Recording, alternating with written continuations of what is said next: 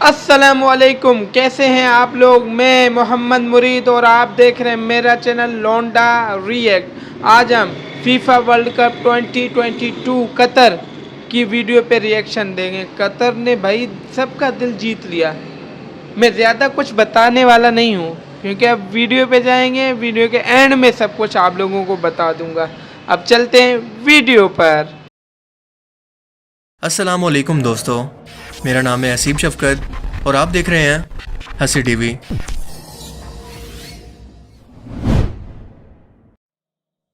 دنیا بھر میں جب بھی کوئی انٹرنیشنل ایونٹ ہوتا ہے تو وہاں پر ہر قوم، نسل اور مذہب کے لوگ دنیا بھر سے شامل ہوتے ہیں اور اس کو آرگنائز کروانے والے ملک کو اس سے اچھی خاصی آمدنی ہوتی ہے۔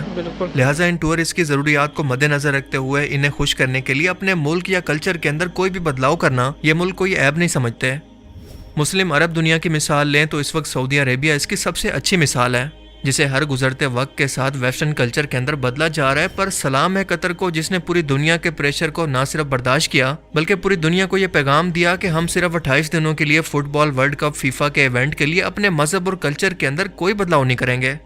ویسٹرن کلچر کی طرح کسی بھی قسم کے ٹائٹ اور ولگر قسم کے لباس پہننے کی اجازت نہیں ہوگی، کوئی بھی شخص یہاں پر شراب کا استعمال نہیں کر سکتا، کوئی ہم جنس پرست اپنا جھنڈا نہیں لہرائے گا اور نہ ہی کوئی ایسی حرکت کرے گا جو کہ اسلام اور ہمارے قانون کے خلاف ہو۔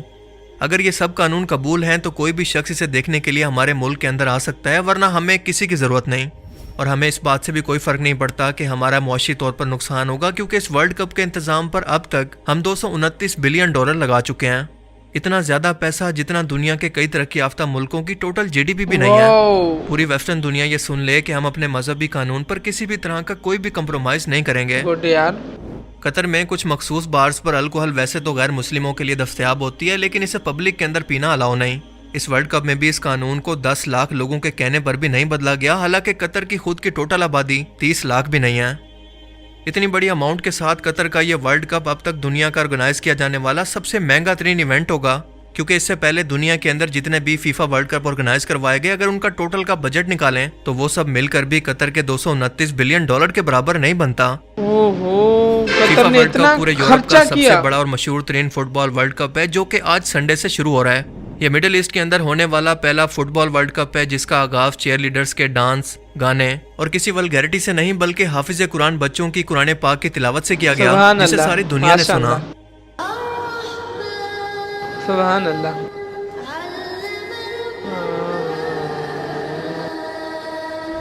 اس ورلڈ کپ کے اندر 32 ٹیمیں حصہ لے رہی ہیں، اور 2010 کے اندر جب قطر کے پاس اس ورلڈ کپ کو ہوسٹ کرنے کے لیے رائٹس آئے تو پوری دنیا حیران تھی کہ اتنا چھوٹا سا ملک اتنے بڑے ایونٹ کو کیسے آرگنائز کرے گا، جس کی آبادی پاکستان کے شہر فیصل آباد سے بھی کم ہے۔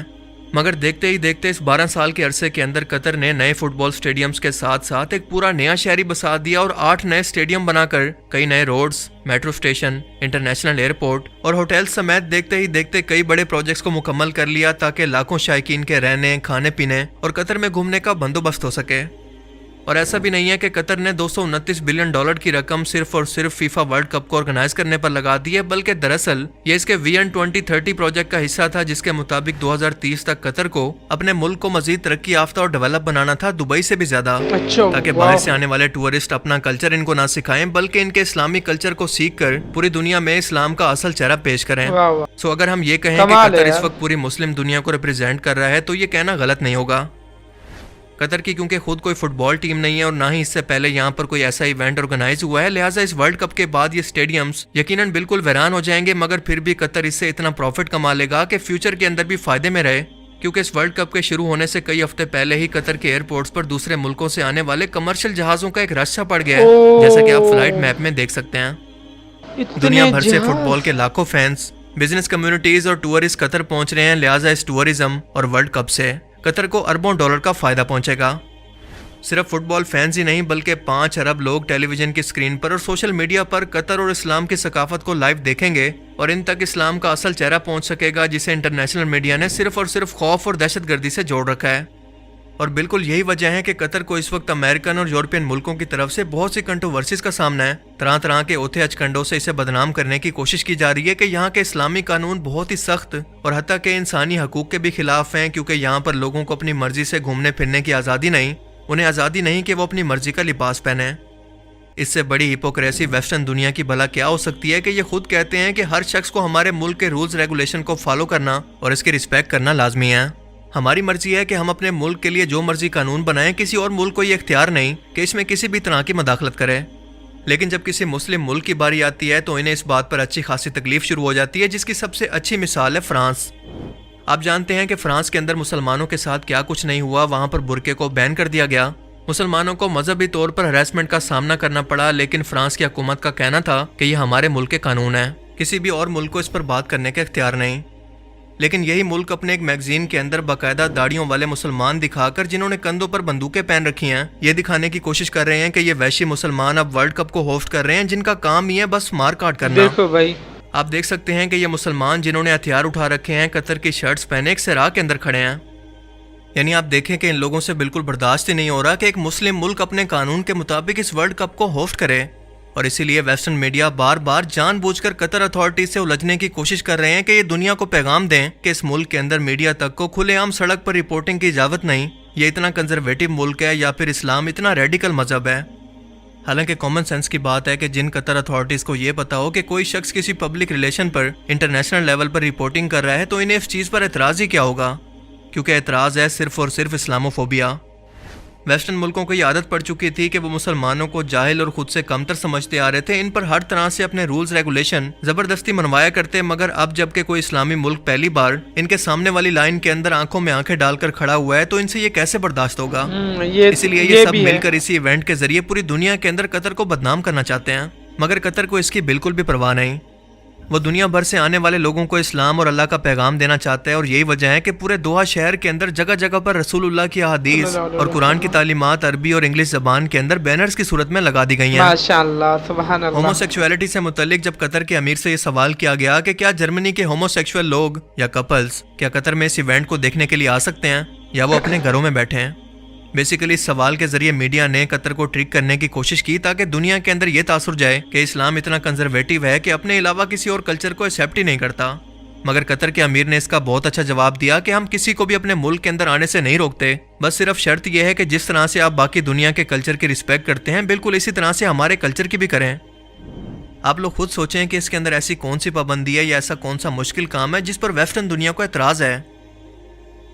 ایک طرف قطر جیسا چھوٹا سا اسلامی ملک غیر مسلم دنیا کو یہ پیغام دے رہا ہے کہ ہمارے اسلامی قانون کی پابندی کرو, کسی بھی ہومو سیکشول کو یہاں پر کوئی آزادی نہیں, تو دوسری طرف 24 کروڑ آبادی والے مسلم ملک میں جوائے لینڈ جیسی ولگر اور بیہودہ قسم کی فلم کو بنا کر سوسائٹی کو تباہ کیا جا رہا ہے, جس کے اندر یہ دکھایا جاتا ہے کہ ایک ٹرانس سیکشول مرد یعنی ایک اصلی مرد آپریشن کے ذریعے خود کو ایک عورت کے اندر بدلتا ہے, اور ایک شادی شدہ مرد اس کے پیار کے چکر کے اندر پڑ کر اس کے پیچھے اپنا سب کچھ چھوڑ دیتا ہے. اور یہی نہیں بلکہ یہ لوگ اس فلم کو آسکر کے لیے بھی نامزد کرنا چاہتے ہیں کہ صرف پاکستان نہیں بلکہ پوری دنیا کے اندر یہ ایسے قوم لوط کی نمائندگی کریں جیسے پہلے ان کے قانون کو پاس کر کے انہیں قانونی حیثیت دے چکے ہیں. کتنی شرم کا مقام ہے ہمارے لیے.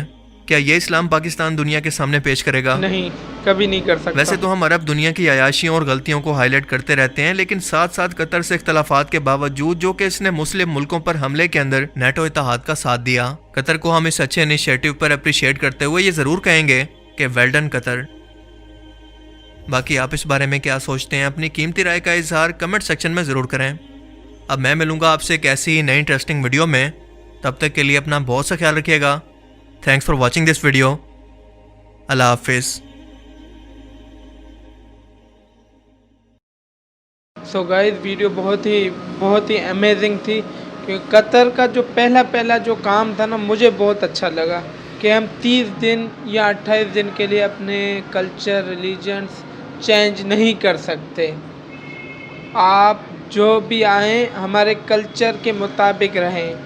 ہم کسی کو یہ پابندی نہیں لگا سکتے کہ آپ نہیں آ سکتے ہمارے ملک. آئیں, رسپیکٹ کریں ہمارے کلچر کو. ہومیو سیکچول ہم جنس آپ کھلے عام نہیں کر سکتے. کلچر الاؤ نہیں کرتا, اسلامی قانون کے مطابق بھی الاؤ نہیں ہے, اور قطر کے کلچر بھی الاؤ نہیں کرتا. آپ رسپیکٹ کر سکتے ہو. آپ اگر باہر یورپین ممالک میں جائیں گے, ان کے قانون کو فالو نہیں کرو گے تو آپ کو قید ہوگا, آپ کو سزا ملے گی. اس لیے قطر نے بھی اپنا ایک رائٹ رکھا. بھائی ان کا رائٹ ہے, ان کے کلچر کو ہم عزت دیں. یہ مجھے بات بہت ہی اچھا لگا. اگر آپ کو قطر کا اچھا لگا تو کمنٹ لازم کریں. مجھے اجازت دیں. اللہ حافظ. اپنا خیال رکھیں.